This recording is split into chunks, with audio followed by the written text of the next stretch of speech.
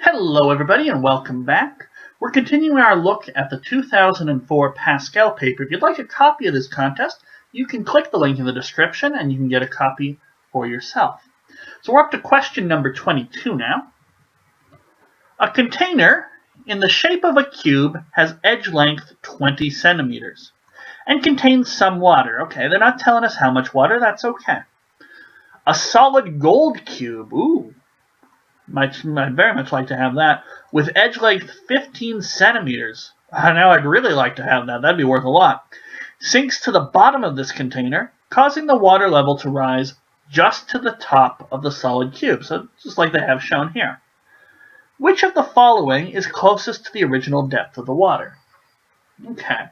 So if we sort of imagine what it's like before we drop the solid gold cube in, we have a cube here. Big cube, and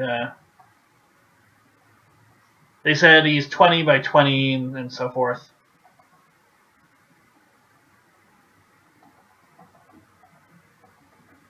And it's going to have some water, and the water is up to some height.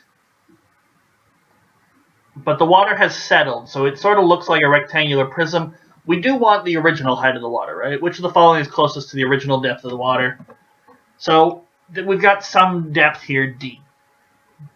Okay, this is before the gold cube goes in. Now, once the gold cube goes in, it pushes some of the water out of the way, and so the water just moves off to the side and happens to fill it up just to the top of that solid gold cube. So it gives us a new depth of 15, but there's also the volume of the cube stuffed in there as well. So we'll draw a picture of that in a second. Well, the point is, the amount of water at the start, this original picture here, and the amount of water at the end doesn't change. Water doesn't splash out of this thing.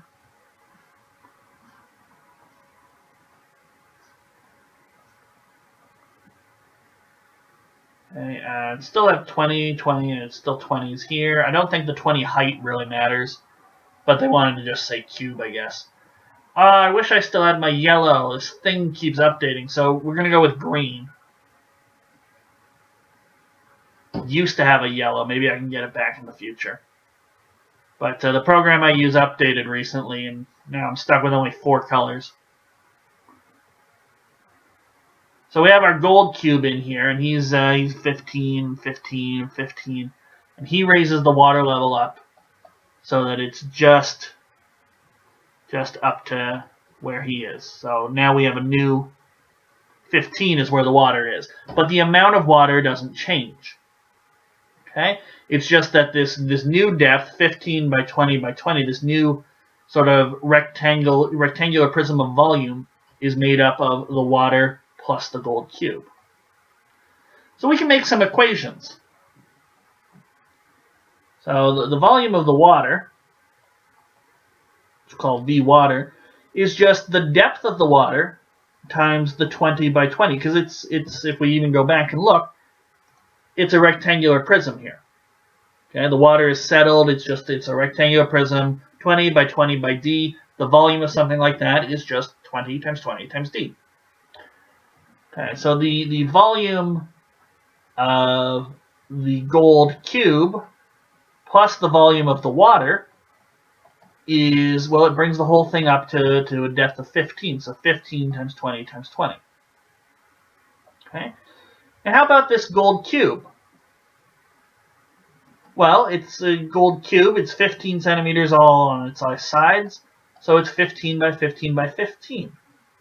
Well, this is exactly enough for a calculation. Okay, we can get to, do we really need 15 cubed here? I'll work it out on my calculator, because calculators are allowed. So the gold cube is 3,375 centimeters cubed. It's quite heavy, but this is how much volume it has. And 20 by 20 by 15, I think that's 6,000. Yes, it is. So this here is 6,000 centimeters cubed, and the volume of the water is in centimeters cubed. I just don't know what D is, so I can't finish this off. But I can say it's 400 D. 20 times 20 is 400.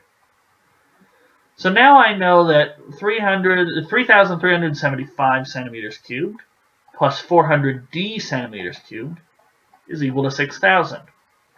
Here we have a basic, simple equation.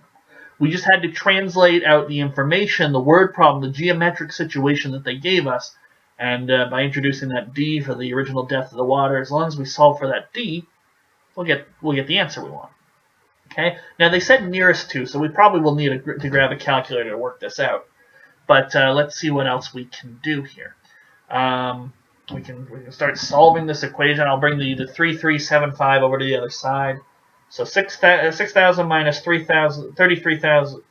3,375 is another way to say it.